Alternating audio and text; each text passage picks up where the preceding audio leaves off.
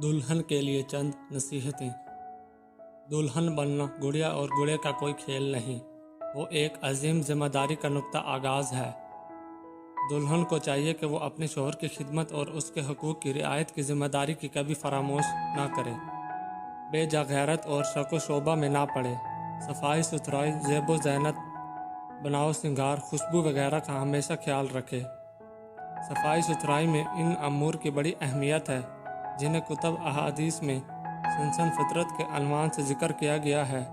अबू हुरैरा रज़ियल्लाहु अन्हु की हदीस ये है कि नबी सल्लल्लाहु अलैहि वसल्लम ने फरमाया, खितना, ज़ेर नाफ बाल मूड़ना, मूंछें कुतरना, नाखून काटना और बुग़ल के बाल उखेड़ना खितना मर्दों पर वाजिब और औरतों के लिए मुस्तहब है। ज़ेर नाफ मूड़ने, मूंछें कुतरने, नाखून काटने और बुग़ल के बाल उखेड़ने में 40 दिन से ज़्यादा ताख़ीर करना हराम है। सफाई के साथ साथ अत्तर और खुशबू का इस्तेमाल उल्फत मोहब्बत पैदा करने में बेहद मुफीद है।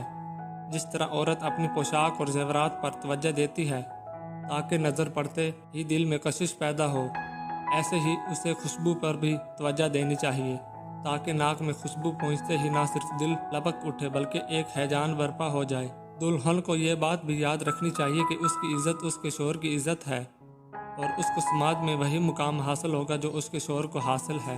अगर उसका शौहर मअज़्ज़ज़ मोहतरम है, साहिब हस्ब नसब है, लोगों के दरमियान अच्छी नज़रों से देखा जाता है, तो यही मामला उसकी बीवी के साथ भी होगा। लेकिन अगर मामला बरअक्स है तो नतीजा भी उसके बरअक्स होगा।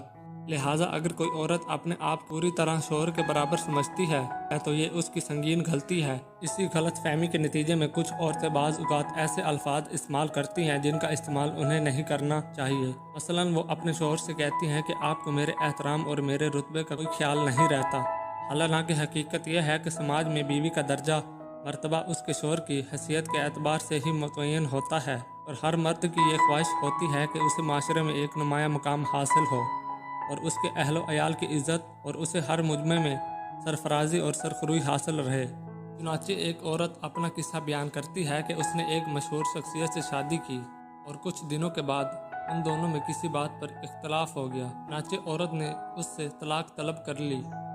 औरत का बयान है कि वही लोग जो पहले दावतें किया करते थे उसे अपने घर बुलाकर मेज़बानी करते थे, इज़्ज़त देते थे, तलाक के बाद वो सब के लिए अजनबी बन गए। उसका कोई परेशान हाल ना रहा। हकीकत वाकई यह है कि बीवी को समाज और माशरे में उसके शौहर के मकाम और मर्तबे के लिहाज से इज़्ज़त मिलती है। दुल्हन के लिए एक अहम नसीहत वो भी है जो अबू अला सदौली ने अपनी बीवी को नसीहत करते हुए अशार में कही है, अजल अफूमनी तदीमी मुत्तिवला तनत किफ़ी सूरतिहैन अग्ज़। मैं तुझे जो फाजिल चीज़ दे दूँ उसे ले ले, उसी में हमारी मोहब्बत की बका है और मेरे गुस्से की हालत में अपनी ज़बान बंद रख कर कुछ मत बोल। गुस्से की हालत में भी शौहर के दिल में बीवी की मोहब्बत होती है, लेकिन इस हालत में कोई तकलीफ दा या अजियतनाक बात जब शौहर को पहुंच जाती है तो नाकाबिल बर्दाश्त हो जाती है, क्योंकि हालत गज़ब में तकलीफ़ और मोहब्बत इकट्ठा नहीं रह सकते। अगर मोहब्बत ज़्यादा है तो वो खुद बाकी रहेगी और तकलीफ़ को भगा देगी, और अगर तकलीफ़ ज़्यादा हुई तो वो खुद दिल पर काबिज़ हो जाएगी और वहाँ से मोहब्बत को निकाल भगाएगी। यही वजह है कि तलाक के अक्सर बेशतर वाक़यात गुस्से की हालत में सादिर होते हैं। होता यह है कि शौहर गुस्से में आया, बीवी ने तकरार की बात आगे बढ़ाई, बात पर बात बढ़ती चली गई और तलाक तक नौबत जा पहुँची। इससे बचने का तरीका यह है कि शौहर जब गुस्से की हालत में हो तो बीवी चुप साधा ले और पूरी तरह खामोशी इख्तियार किए रखे। फिर जब गुस्सा ठंडा हो जाए और शौहर अपनी तभी हालत में लौट आए, उसका दिलो दिमाग पुरसुकून हो जाए तो इस मसला पर अज़सर नुह गुफ्तगू करे। औज़ु ख़ास में अगर ढीलापन हो और सख्ती बिल्कुल भी ना हो तो तुखम अजवंती जो कि पंसार स्टोर से मिल जाती है, रात को पानी में भिगो दे, सुबह निहार मुँह इसको पी ले। चंद दिनों में औज़ु ख़ास लोहे की मांदी हो जाएगा। नायाब और शर्तिया नुस्खा है।